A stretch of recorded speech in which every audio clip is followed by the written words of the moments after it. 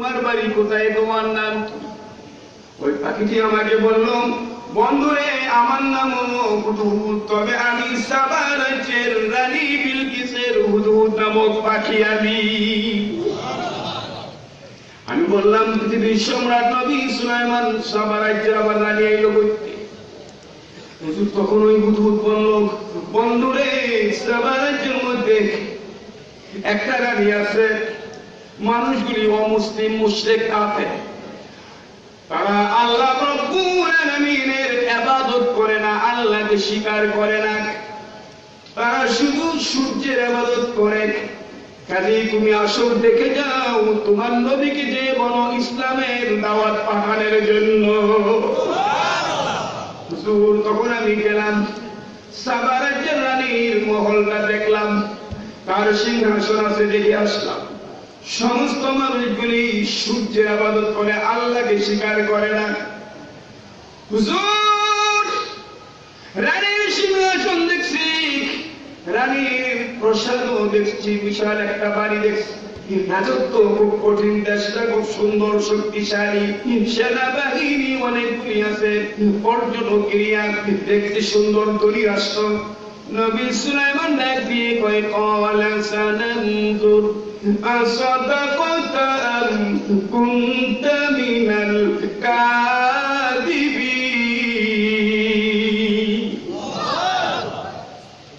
তুমি সত্য বলছো না মিথ্যা বলছো, আমি কিন্তু এখনই পরীক্ষা করতে পারবো। হুজুর পরীক্ষা করে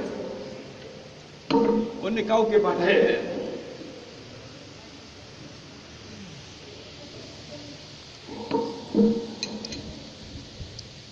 সুলাইমান নবী কয়, তরেই বানাও, সুবহানাল্লাহ কও। এই তুই কি নিয়ে আইছো, তুমি যা। চিঠি লিখলেন সুলাইমান আলাইহিস সালাম। এখন হুদহুদ কে দিয়ে চিঠি পাঠাচ্ছেন। সুলাইমান আলাইহিস সালাম চিঠি লিখছেন রানীর কাছে, রানী বিলকিসের কাছে, যারা ইসলামকে অস্বীকার করে, আল্লাহকে শ্রদ্ধা করে না, আল্লাহকে আল্লাহ মানে না, সূর্যের ইবাদত করে, এমন ব্যক্তির কাছে চিঠি লিখছেন সুলাইমান নবী, তোমরা আয়েশা দল নিয়ে এসে তাড়াতাড়ি এসে কালিমা পড়ে মুসলমান হয়ে যাও, আর না হয় তোমাদেরকে আমরা যুদ্ধ করে এই দেশ থেকে বিতাড়িত করে তোমাদের দেশ কিন্তু দখল করে নিয়ে যাও।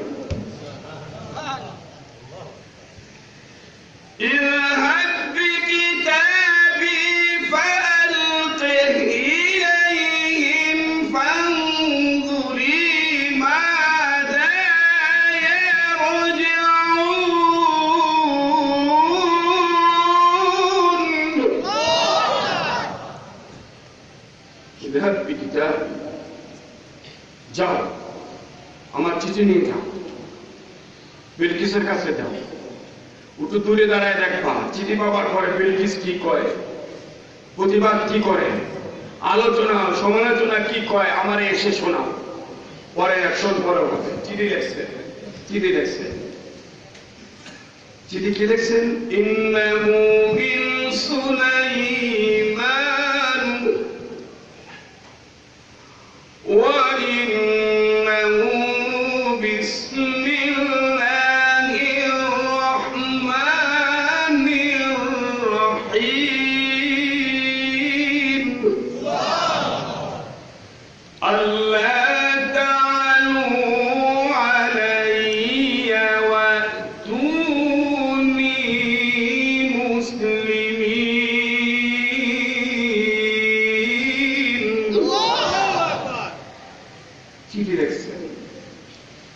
ভাষা হল আমি নবী সুলাইমানের পক্ষ থেকে চিঠিটি লেখা হয়েছে, পরম করুণাময় আল্লাহ রাব্বুল আলামিনের নামে শুরু করেছি। বিষয়বস্তু হলো, রানী বিলকিস শোনো, চিঠি পাওয়ার পরে তাড়াতাড়ি এসে অহমিকা অহংকারী তাকাব্বুরি না করে তোমার সদস্যদেরকে নিয়ে এসে আমি নবী সুলাইমানের কাছে সারেন্ডার করে কালেমা পড়ে মুসলমান হয়ে যাওয়ার জন্য বলা হলো।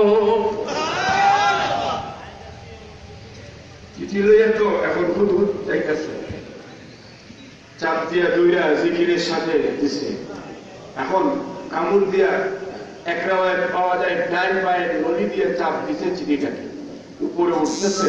সুলাইমান নবী কয় মুখের মধ্যে আল্লাহর জিকির রাখো, জিকির যদি না থাকে তাহলে চিঠি হেফাজত হবে না, জিকিরের সাথে তারপরে তুমি চিঠি নিয়ে যাও, নিয়ে সময় মতন পৌঁছে দিতে পারবে ইনশাআল্লাহ। আমি উৎসব করে চাপটা ধরছে, ওইটা পাখাগুলি এমন চালায় আর জিকির করে লা ইলাহা ইল্লাল্লাহ।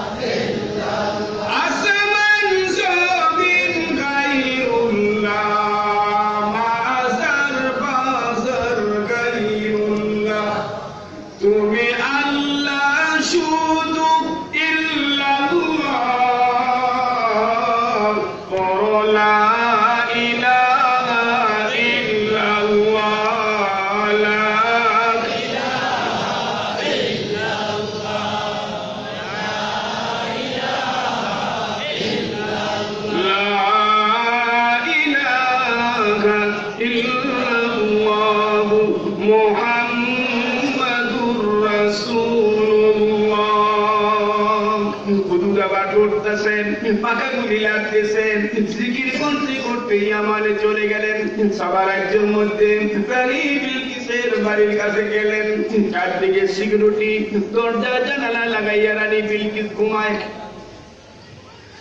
নবী সুলাইমানের হুজুর জিকিরের সাথে রানী বিলকিসের প্রসাদের চারদিকে ঘুরতেছে, কোন দিক দিয়ে ঢুকবো, নিচে যদি নেমে যায় সিকিউরিটিরা ধরবে, উপর দিয়ে কোথা থেকে যাব। ঘুরতে ঘুরতে জিকিরের উসিলায় আল্লাহ রাব্বুল আলামিন ফয়সালা করে দিলেন। রানী বিলকিসের ঘরের পূর্ব দিক দিয়ে একটা ছোট্ট ছিদ্র ছিল, এজন্য রাখছিল পূর্ব দিক দিয়ে সূর্য উঠে, সূর্যের আলো ভিতরে ঢুকে ঘুম থেকে জাগ্রত হইয়া সূর্যের আলোরে চিন্তা করে, এই জন্য চিন্তা করার জন্য রাখছে। হুট করে আমরা ঢুকলাম, পট করে ঢুকে গেল, ঘুমের ভিতরে ঢুকে দেখে রানী বিলকিস ঘুমায় রয়েছে। রানী বিলকিসের বুকের সিনার মাঝখানে হুদহুদ নবী সুলাইমানের সিলমোহর মারা, নবুয়তি সিলমোহর মারা চিঠিটা রানী বিলকিসের এবার বুকের মধ্যে রেখে ওই সিদ্ধির মধ্যে বসে রানীর দিকে তাকায় রয়েছে।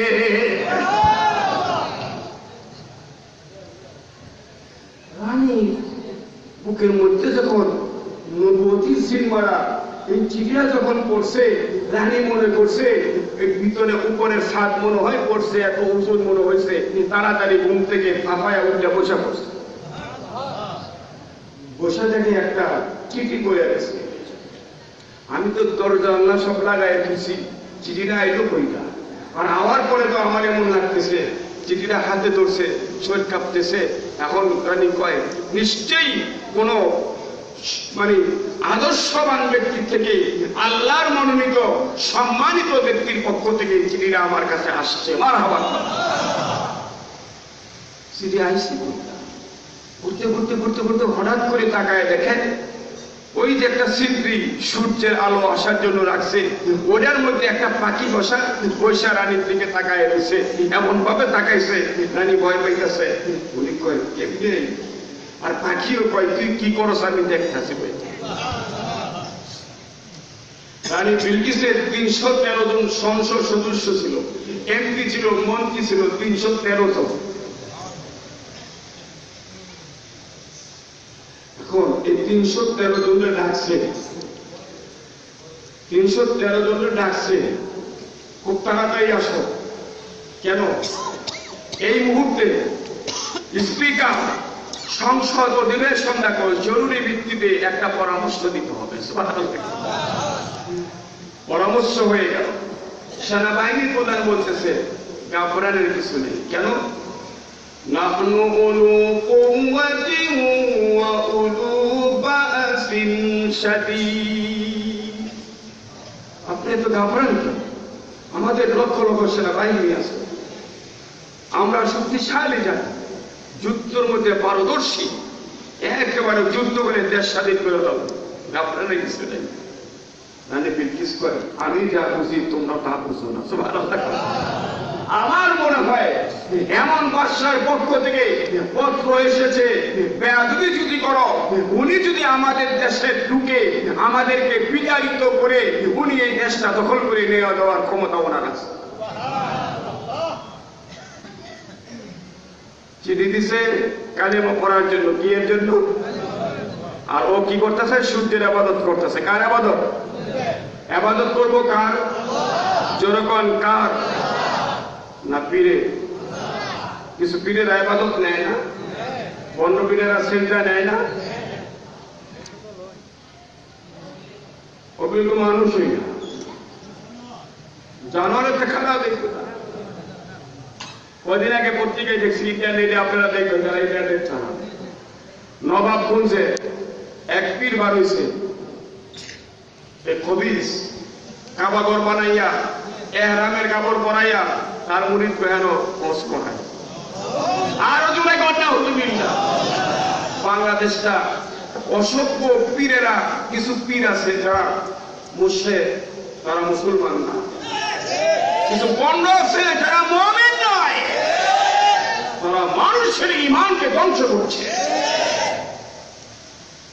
ছেলে হয় না, খালি মেয়ে হয়। 7টা মাইয়া হয়েছে, 7টা মাইয়ার পরে একটা ছেলেও হয় না। 5 লক্ষ টাকা দিয়ে গরু কিনা পীরের বাবার কাছে গেছে, গিয়ে বাবা রে 7টা মাইয়া হয়েছে, নাক টাকা বোসা কালা কোলা কিতে করি একটা ছেলে দাও। 5 লক্ষ টাকার গরু নিয়ে পীরে দিয়া কয় একটা ছেলে দিতে। পীরে মনে মনে কয় বেটা তোর তো 7টা মাইয়া আছে, আমার তো কিছুই নেই। ছেলে মেয়ে দেওয়ার মালিক কে? জোরে কর, আরো জোরে বলেন কে? পীরের কাছে কোনোদিন সন্তানের জন্য যাবেন না, পীর সন্তান দিতে পারে না। ছেলে না হলে স্ত্রীর সাথে খারাপ আচরণ করবেন না। স্ত্রীর কোনো অধিকার নাই, তার ক্ষমতা নাই আপনাকে ছেড়ে দাও। সন্তান না হলে স্ত্রীকে বিতাড়িত করতে পারবেন না, শরীয়ত করে নাই, কারণ স্ত্রীর ক্ষমতা নাই সন্তান দেওয়ার। দিবে কে? কোরআনে আল্লাহ কয়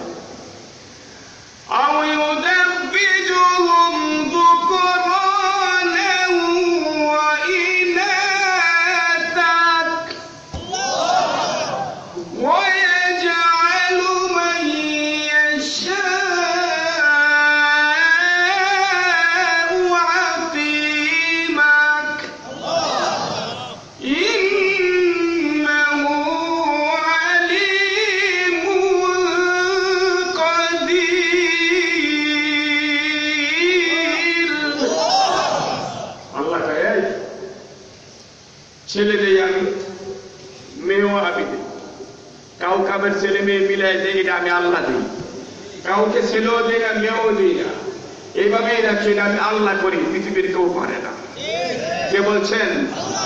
বন্য পীরের বন্ডামি আজ চলছে সারা বাংলাদেশ। দিনে দিনে করছে তারা মুসলমানের ঈমান শেষ। শিরকে বেদাত কবর পূজা করছে কত মুসলমান। ইবলিস পাপী কুমন্ত্রণে যাচ্ছে তাদের পাক ঈমান। রাস্তার পারে ডেক ধরে তারা খাজা বাবার নাম ধরে। খাজাই কি তোর খাই খিচুড়ি দেখছো কিনা খুশ করে। গন্ধে কাছে যায় না গেসা। অনেক পীর আছে 1 বছরে 1 দিন গোসল করে। আমি কিন্তু পরীক্ষা করে কিছু কথা বলতেছি। বাংলাদেশের নাম পরে একজন করি, আমি এখানে নাম বললে সবাই চিনবে, নামটা বলবো না, এখন উনি হেদায়েত হয়ে গেছে। উনি আমার মুসলিম, আমার মসজিদে এসে জুমা আমাকে বলতেছে হুজুর আগামী জুমায় আসতে পারবো না। কেন? আমার পীর বাবার গোসল শরীফ হবে এই জন্য।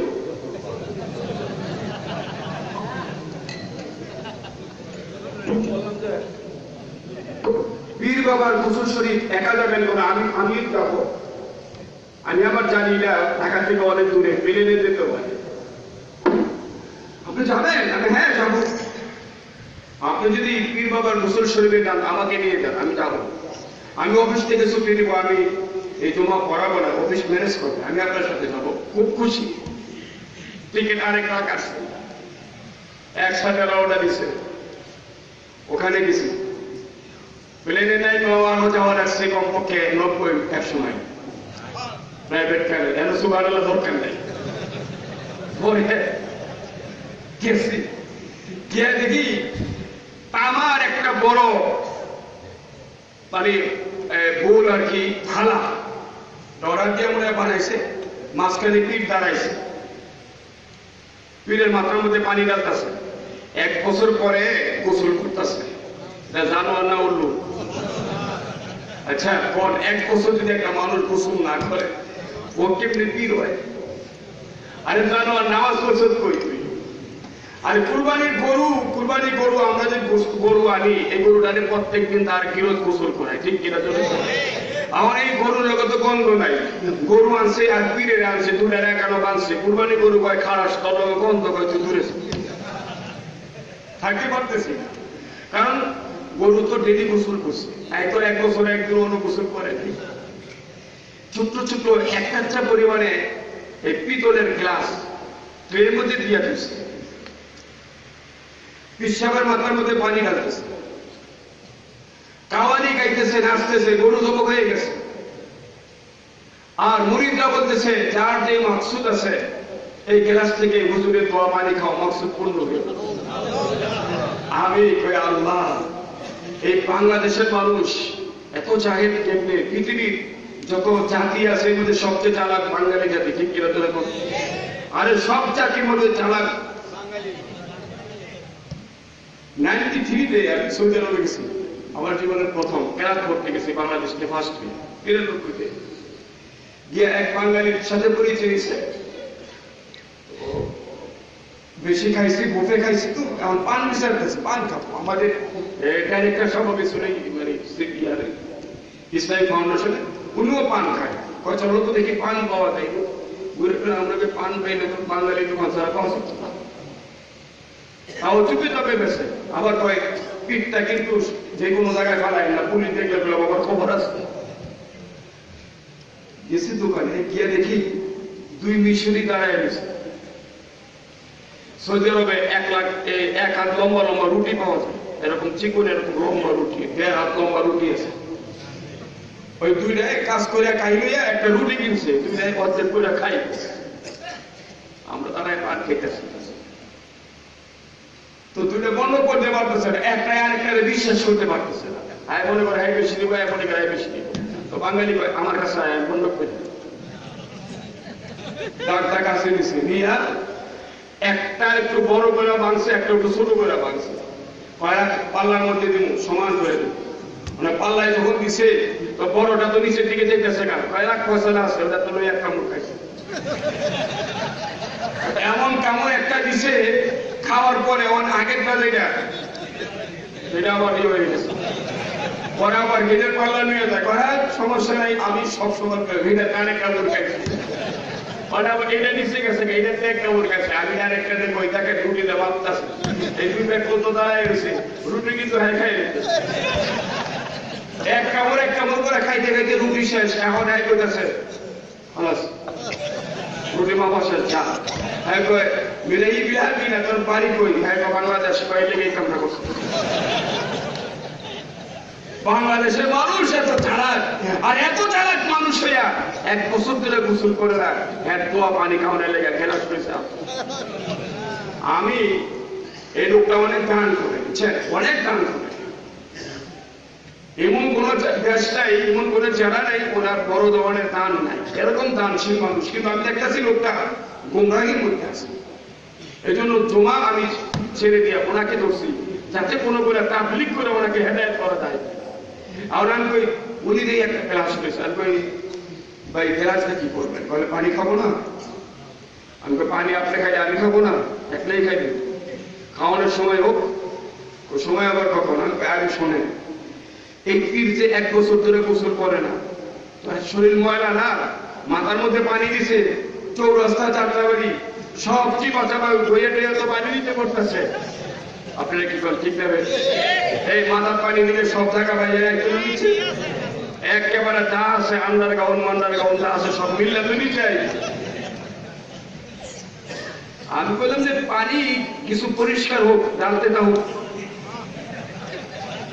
উনি একটু মাইন্ড করছে, আমি ওনার হাতে ধরলাম, আপনার হাতে ধরলাম, আমি একজন খাতিব, হাতে ধরলাম, অনুরোধ করলাম, এর পানি যদি আপনি খান আপনি ঈমান থাকবে না। মানুষের শরীর দেওয়া পানি, এমন অসভ্য মানুষের পানি যদি আপনি খান, কারণ 1 বছর ধরে গোসল করে না, তার নামাজ নাই, রোজা নাই, হজ নাই, যাকাত নাই, পবিত্রতার তাহারত নাই, আদর্শ নাই, নবীর সুন্নাত তার মধ্যে নাই, তার শরীর দেওয়া পানি খাবেন কেন?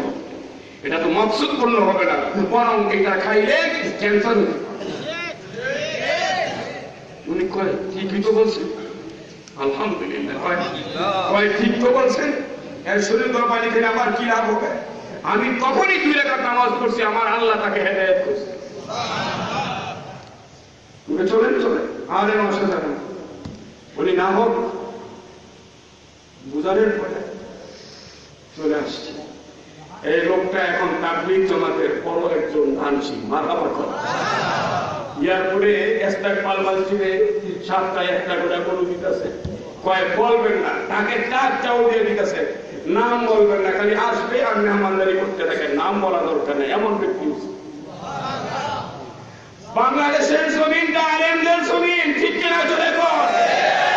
এই দেশে হাবিব চৌধুরীর জন্ম হয়েছে, ফখরে বাংলার তাজুল ইসলামের জন্ম, মুফতি আমিনের জন্ম এই দেশে। এই দেশের জমিনে হযরতের জন্ম নেই, লক্ষ লক্ষ কোটি কোটি হাফেজ কোরআন আলেমদের এই দেশের মধ্যে 15 পীরের আস্তানা থাকতে পারবে না।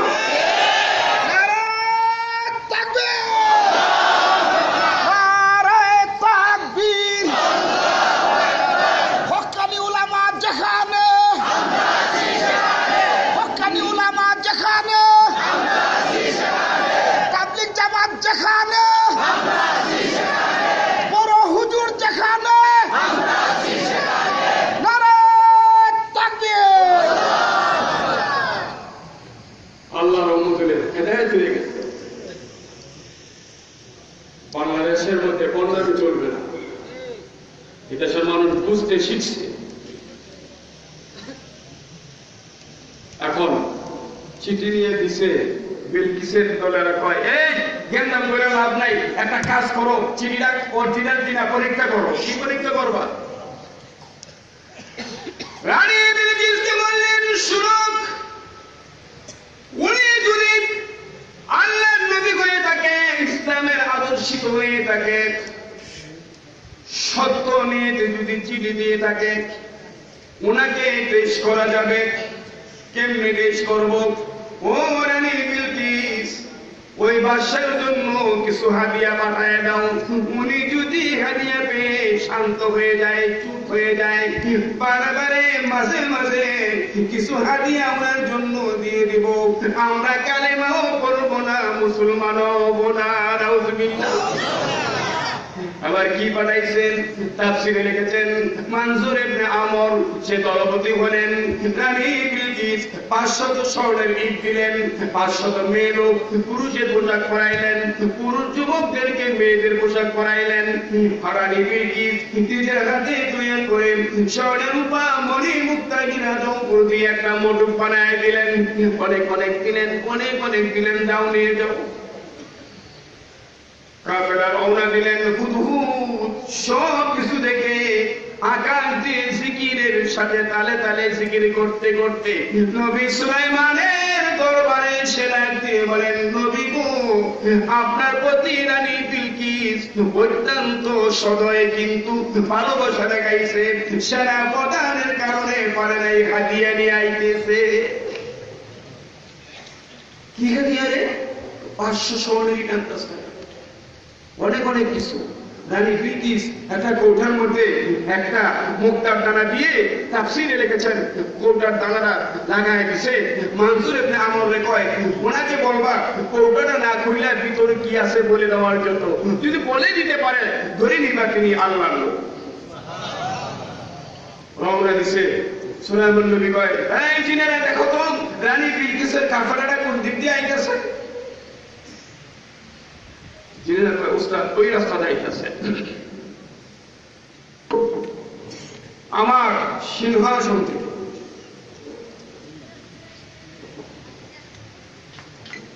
32 মাইল জায়গা স্বর্ণের ইট দিয়ে রাস্তা বানাই দেয়। সুবহানাল্লাহ। মাঝে মধ্যে 500 ইটের জায়গা ফাঁকা রাখবি, স্বর্ণের ইট বানায় রাস্তা বানা। জিনেরা মুহূর্তের মধ্যে স্বর্ণের ইট বানাইয়া 32 মাইল জায়গা স্বর্ণের ইট বিছাই দিয়ে রাস্তা বানাইছে। মাঝে মাঝে 500 ইটের জায়গা ফাঁকা রাখছে। সুলাইমান নবীর দিয়ে দেখ, ডান দিকে বাম দিকে রূপা দিয়ে ওয়াল দিয়ে দাও 32 মাইল জায়গা ওয়াল বানায় দাও দিছে। স্বর্ণের রাস্তার মধ্যে উট আনো, উট আনছে, দুম্বা আনো, দুম্বা আনছে, গরু আনো, গরু আনো আনছে। এগুলিকে খাবার দাও, খাবার দিছে। এগুলি খাবার খাই লাদায় আর সুরাই স্বর্ণের রাস্তার মধ্যে কাফেলা মানজুর ইবনে আমর এবার কাফেলা নিয়ে রানী বিলকিসের ঘাটিয়ে নিয়ে এই রাস্তার মধ্যে পাড়া দিছে। নিচের দিকে তাকায় কয় ব্যাপার কি, রাস্তা কিটা বানাইছে? উস্তাদ আমাদের হাতে তো স্বর্ণের ইট, যে রাজার কাছে ইট পেয়ে যেতেছি স্বর্ণের, এই রাজায় কি রাস্তায় স্বর্ণতা বানাই দিচ্ছে।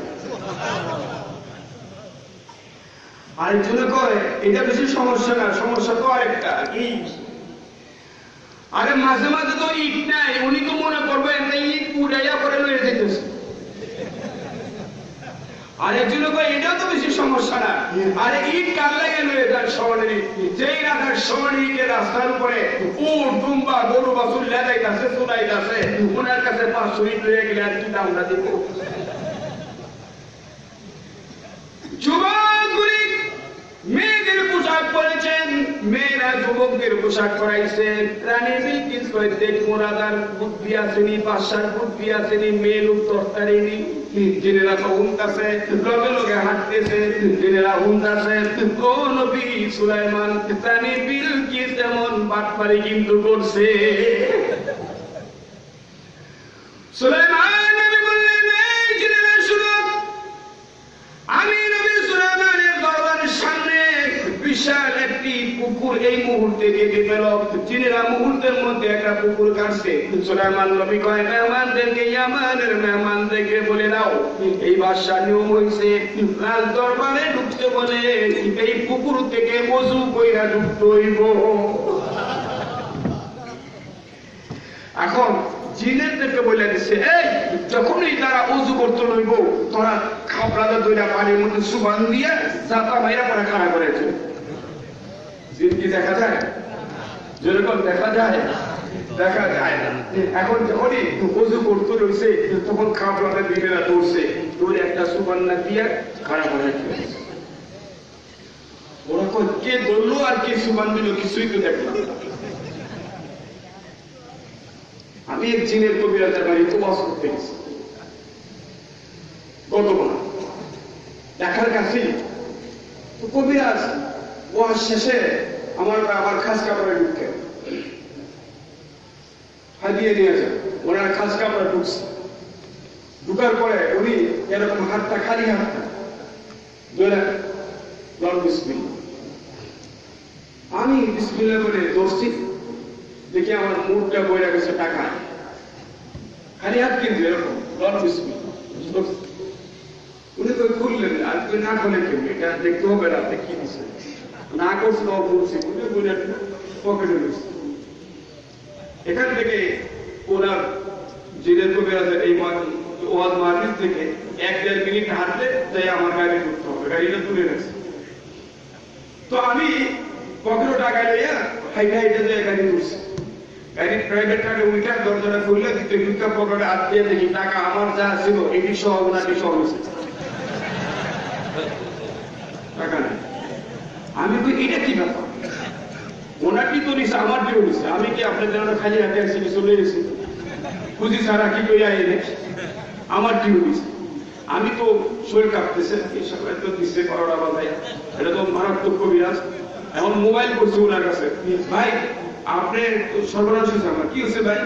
ভাই টাকা তো আপনি দিয়েছে, আমার কি হয়েছে? বলো না, বলছিলাম বললেন না, বলছেন যেটা হয়তো হয়েছে আপনি একটু আসেন। ভাই আমি তো গাড়ির দরজা খুলে নামতে পারতেছি না, ভয় লাগতেছে। উনি লোক পাঠাই দিয়ে আবার নিছে, নিয়া আমাকে বললেন আপনি এখন যা দিব বলবেন না, খালি নিয়ে যান। আচ্ছা ঠিক আছে, আমার সহ দিয়ে এরকম ধরছি, লং বিসমিল্লাহ করে ধরছি, আগের চেয়ে বেশি লাগতেছে। ভাই খুললেন না, ভাই গোলা করি নাই, বাসায় একবারে পকেটের মধ্যে দিয়ে চিন্তা ধরে আসছি, ধরিয়া এবারে কই দরজা কর, এবারে বলছে, এবারে কানে ওয়াজটা দেওয়ার সময় আমি গাড়ি চালাই, কারণ সেই ঘুমাইতে থাকে। অন্য দিন আমি নিজেও গাড়ি চালাই, স্যার আপনি গাড়ি চালাবেন না, আমি আজকে গাড়ি চালাবো না, আজকে টাকা দিয়ে টঙ্গি গেছি। টঙ্গি আব্দুল্লাহপুর ব্রিজ পার হইয়া খন্দকার স্টেশন একটা আছে, ওটা গ্যাস খুব ভালো, স্পিরিট থাকে ভালো। ওখানে গেছি, গিয়া গ্যাস লইয়া মুট করছি, টাকা ঠিক আছে কিনা, এইটা ঠিক আছে, আমার কেউ গেছি, উনি আরো মারা যাইতেছে।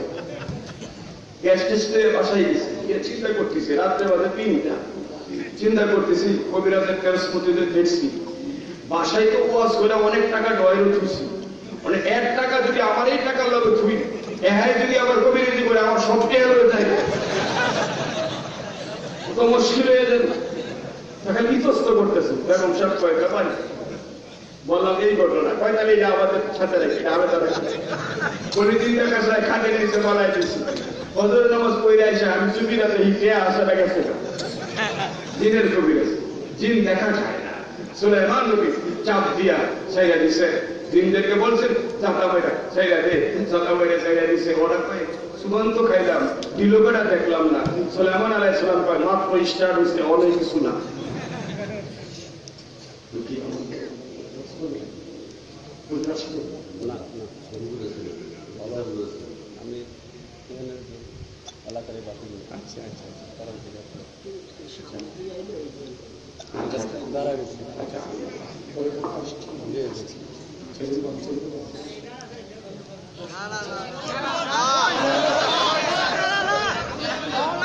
হুজুর আসছে তো আবার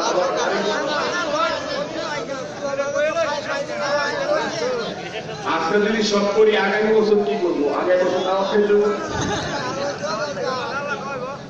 একটু আগামী বছর পেলে পিছনে লুটুলি ঢুকবো। দাঁড়াবেন না কিন্তু, দাঁড়ানো যাবে বাবা, দাঁড়াবেন না, দাঁড়ানো জিকির করেন লা